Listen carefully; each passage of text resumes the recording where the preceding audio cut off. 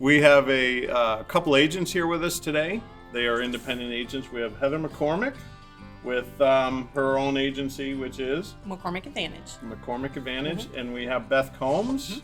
And I'm an agent with Gallagher Insurance. How do we shop for an agent? What are some things that homeowners should look out for or kind of keep in the back of their mind as they're going to Google maybe and just insurance? What do they look for? What do they need to think about? Well, I'll start, and I think the first thing you need to think of is having an agent that will be there with you when you have a claim. Having a 1-800 number, you don't have typically a set person to talk to. So when you have a claim, you don't know who you're dealing with. They don't know you. You don't know them. Look for someone local or maybe someone you've been referred to. I think that's the misconception. Most people are going to the internet to look for insurance, not for an agent. And they need to look for an agent, not the insurance, because the agent's the one that's going to help them through that phase. So y'all know we're in the restoration industry, so we deal with the bad side of a claim all the time, every day. And let me be very clear, a good agent is invaluable when you have a claim because they have done this before. They've helped other homeowners through these claims, and you are going to want somebody to help you through this. Insurance is not one of those things that you want to buy off the internet. You need to know the company that your agent is working with. They need to have a strong financial rating. The carriers we deal with are A+ or better. And also, I think you need to be careful. A lot of people go out to the internet and they'll look for something on a company. Well, when someone's had a problem with a company, they put it all over the internet. Right. That's all the bad stuff.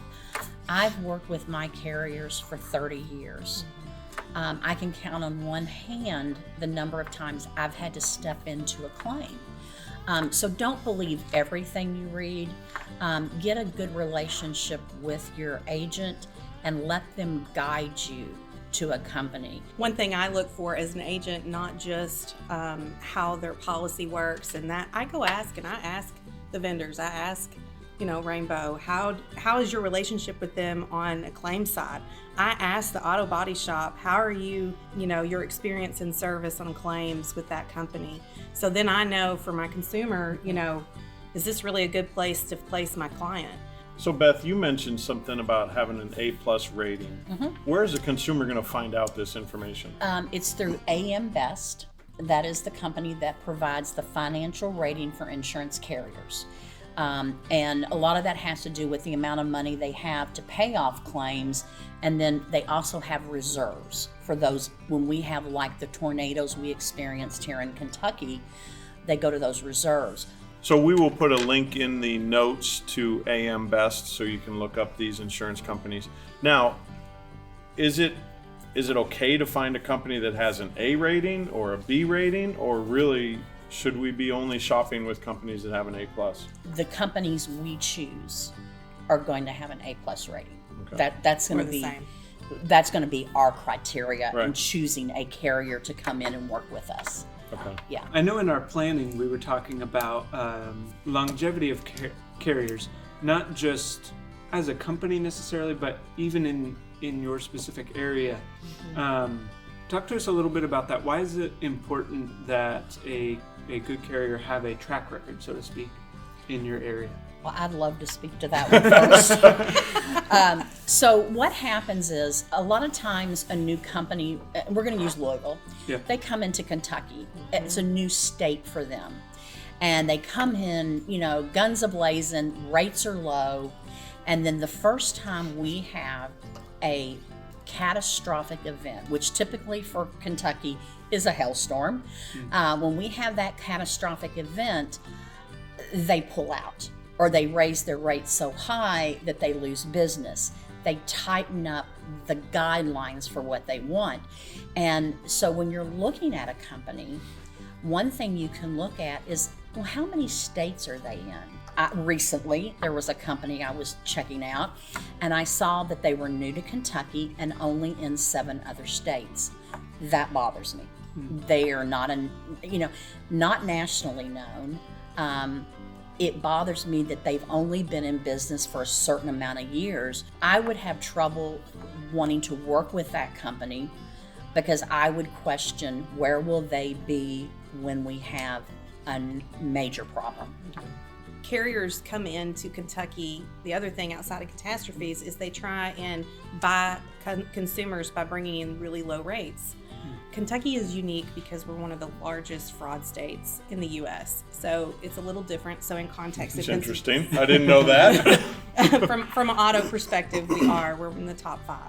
So that having said that, when they come in with those low rates, the fraud starts happening, and they didn't collect the right amount of premium, and so they can't stay in the state. They end up leaving. That's just a lot of imbalance for customers. They don't like that transition a lot of times. So I do agree they need to be around for a while, and/or I do a lot of research on how they come into the state. And if they are a company I'm trying to test out, I'm transparent with my consumer. You know, we could try them out for 6 months or a year and see how you like them. If not, we have other companies.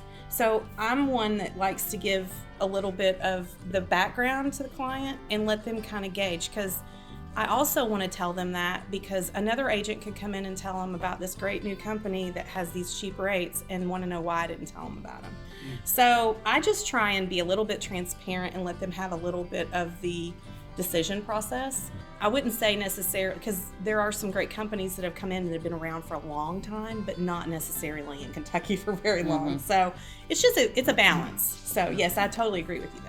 When we're looking for an agent, what are some characteristics or traits of a good agent that we can watch for? Experience. The problem with agents that are new in it, you don't know what you don't know, and you can't train or teach experience. And until you've been in the lane for a while, there's no way for you to be able to help a consumer, even if you want to. So what are some questions that you each would ask, a homeowner that wants to be your client, potentially you're sitting across the desk from them, what are you going to ask them to kind of find out what coverages they might need and find out a little bit about their situation? With insurance companies, we all use a product called a replacement cost estimator, which basically we take the information about your home, put it into a computer, and it tells us pretty close what the replacement cost is. But one of the questions we should ask in doing that is, not everybody has a builder's grade kitchen versus a custom kitchen. Right. Internet is very helpful for agents now. We can actually get out on Zillow and look at photos of houses, and we can see upgrades that people may forget to tell us about. So that's a great asset for us. Also, talking about a lot of times there's need for scheduled items. Right now, a big one people are not thinking about, but it's becoming bigger, is the spirits industry. So yeah, we are in bourbon country. We are in bourbon country, and so yes. Yeah. And I'll give an example. I have a client who purchased a box in an auction rather cheaply, but turned around and sold it for $20,000 of Pappy Van Winkle. But we insured that for him for breakage. If it fell, it broke, that type of thing. So you really have to know what the customer's hobbies are. Ask those questions, because if you're not, it's always easy to ask, how many furs and diamonds do you have? Well, none. But you get to talking about other things. Well, what about sports equipment or musical instruments or spirits? Is there an advantage to staying with a particular carrier over time? You hear of people that have been with a company for 30 years, for 40 years, for 20 years. Is there an advantage or not? Yes, there is. You build up a longevity credit. And the other thing you build up is that company at the time of a loss. Let's say you have a multiple loss.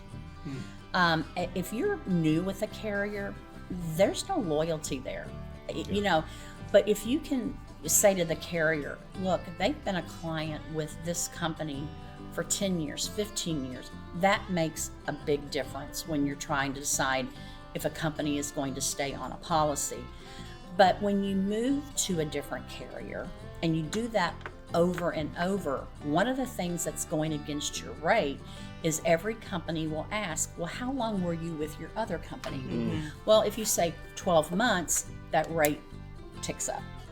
So you're going to get a higher rate. Now, also with moving to a company, there's a new thing, which I don't like, but it's called the early quote discount. Yeah. I don't like it.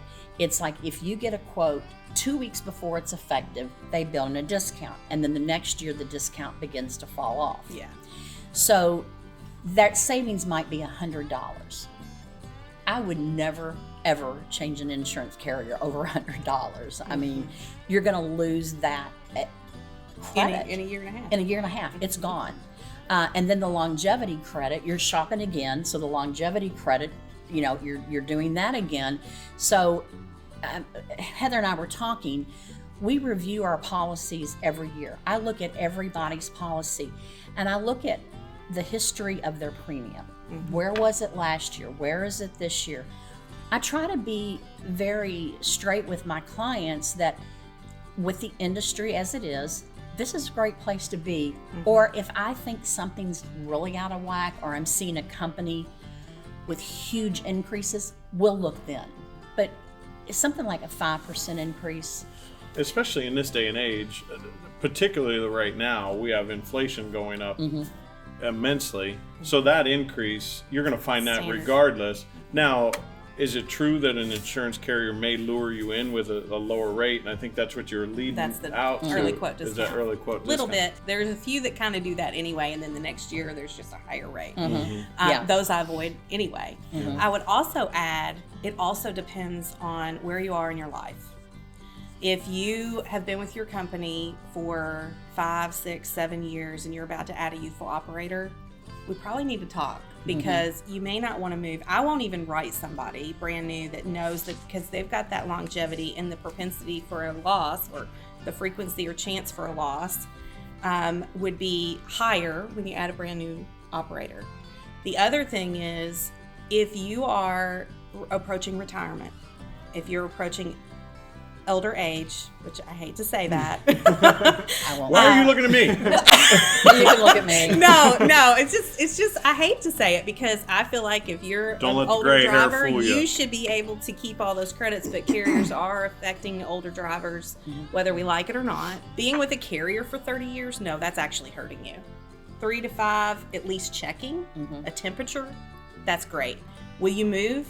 Just depends on where you are in your life, where you are in the industry. It's a bell curve. And I will tell people, I can write you today, and next week I can find you a cheaper rate somewhere else. But that doesn't mean I'm going to move you. One thing that this might be a good time to bring this in. So one thing that really affects your insurance rate is credit. Most people don't realize that. So that is the first thing that the insurance company scores when they begin to run your rate, is your credit history. So that can really drive your rate up. However, if you go through life and your credit history improves, and it can from year to year, having an agent who frequently checks that for you, because the companies typically Don't change it with it. They No. don't Oh, they change don't? it. No. No, it's not Oh, they'll automatic. gauge it on It's beginning, but not. beginning. Oh, Right. Yeah. So Interesting. so yearly, when I look at a policy and I think, okay, maybe we haven't looked at credit, let's run a check. And so we do that, and then it comes back, well, it's improved. The company will then improve that rate because of the better credit. So you got to be careful of the company, because some companies, I have to say, only one of the ones I represent, will also do a negative if the credit has gone south. Yeah. But most of them will look at that improvement and credit the account. Well, and I'd like to also add about the credit. It's not the credit you think. No. It is not a FICO score. It is not. I'll give you 2 examples. One is, I had a couple that were qualifying for a home. The wife had, I think, a 650. The husband had an 800. And the insurance score is what it's called. The insurance score for the husband was worse than the wife. there are many factors, and in fact, on the Department of Insurance, there's a consumer page that you can go out and find, and you might want to share it with the audience, where it just talks about credit being a factor. And most of the time, even though we know credit's a factor, we don't see anything. Another thing new homeowners should think of, or their agent should know, usually a year after you've had your home, your credit rating, because you've made those 12 monthly payments, hopefully on time, your credit score will probably increase 1 year after homeownership. So that's also a good time to rerun. Our customers don't have to ask us. I'm sure they don't have to ask you. They don't have to ask us. We're either. always looking to find a way to help them. Don't buy insurance on the internet, and there is a value to staying with a carrier a long time, and the huge value that beyond all of this is having a local agent that you can go to and you can trust. So whether that be one around the corner or down the street or whatever, find a local agent. We'll gladly take the business. So That's right. Thanks, Heather, and thanks, Beth, for joining us on this It's a video. pleasure. Well, if you've been helped by what we talked about today with insurance, we would ask that you would like the video and leave us a comment of something either that you learned, or maybe you've got another question. We'd love to hear those. You can leave them as comments. You can send them in and email them to us.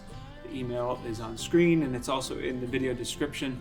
But then we'd also ask that you would subscribe to the channel, and you'll get notifications every time we release a new video. And share the video with friends or family on Facebook, any of those things. We would love to get this out to more people and have them learn a little bit more along with us about insurance and about the other topics that we'll cover throughout this channel as well.